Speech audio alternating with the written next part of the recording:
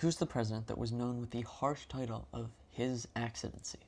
John Tyler faced doubts from the start because he took over the presidency upon the death of his predecessor, 9th President William Henry Harrison. But he actually achieved much to shape the country. Let's take a look at Tyler's full life leading up to his presidency to explain why he deserves more credit than he gets. Before you go further, if you've been enjoying my US presidential history content recently, please consider subscribing to the channel down below. It would help us out a lot, and if you've already done so, I appreciate it very much. Now let's get into it. John Tyler defied the vice presidency by insisting that the Constitution stated that he would become president upon the death of William Henry Harrison, even though many Americans disagreed. On April 4th, 1841, President William Henry Harrison died, making him the first president to do so in office. The country was unsure how to move forward from this crisis. Some interpreted the Constitution as saying that VP John Tyler would carry out the rest of Harrison's term and serve as president for basically the next 4 years. Harrison only served a month. Others interpreted the Constitution as saying Tyler would serve as acting president just long enough for another election to be held. Tyler declared himself president and refused to accept the title of acting president. Tyler got his way. He would be sworn in as president on April 6, 1841, at the age of 51. Since then, the president has died in office 7 more times, and each time, the vice president has served out his predecessor's term. Tyler's actions, although then controversial, played a crucial role in clarifying the presidential line of succession, as all founding fathers had died. The annexation of Texas and Florida were important events in U.S. history, and President Tyler played a big role in both. Florida became a state in 1845, but it was a long process. The United States gained Florida from Spain in 1819, but it took years to organize it and recognize it as a state. Texas, though, was a bigger challenge. It had been part of Mexico, but became independent in 1836. Many Americans wanted Texas to join the Union, but others worried it would lead to a war with Mexico.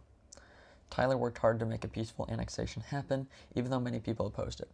In 1845, just after Tyler left office, Texas became a state, and on Tyler's last full day in office, Florida became a state. Tyler deserves credit for pushing forward with both states, which expanded the country and shaped its future. Despite his accomplishments, John Tyler was out of touch with many Americans come the election of 1844, so he had little chance of winning. Tyler was unpopular with the American people because of his belief in states' rights, which many Americans disagreed with. After losing his party's nomination to Henry Clay, Tyler made a small attempt at a third-party run, but quickly dropped out due to lack of support. Tyler then threw his support against his party to Democrat James K. Polk. Polk, with Tyler's support, narrowly beat out Henry Clay for the presidency. So, usually being a president of the United States makes you the most famous person amongst your family, right? Right. Well, the Tylers broke that trend. As of the recording of this video, President John Tyler has a living grandson. Yep.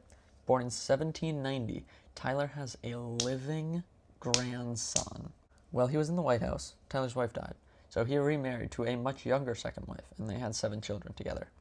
Tyler had 15 children in total, which is the most of any president, but let's move on, let's move past that. Okay, one of those 7 children with his second wife was Lyon, was born when John was 63.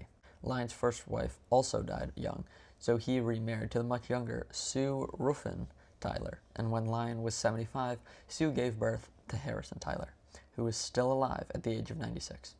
Born in 1790, John Tyler, Lyon Tyler, and Harrison Tyler span almost the entire history of the United States. John Tyler's unpopularity led to his grandson being more famous than he is. Ouch! Despite his grandson's popularity, President John Tyler was still a successful president, with adding Texas and Florida to the Union, and vice president to clarify the Constitution of the United States. In 1862, John Tyler died of a heart attack and is the only president to be buried under a Confederate flag, as he served in the Confederate Congress. Right, now that you're all up to speed on John Tyler, let me know in the comments below the most interesting thing you learned today, and check out the video I made on his predecessor, William Henry Harrison, who is known for having a 31-day presidency, but has a very uncovered pre-presidency. Check it out here. Thank you for watching, and have a good weekend.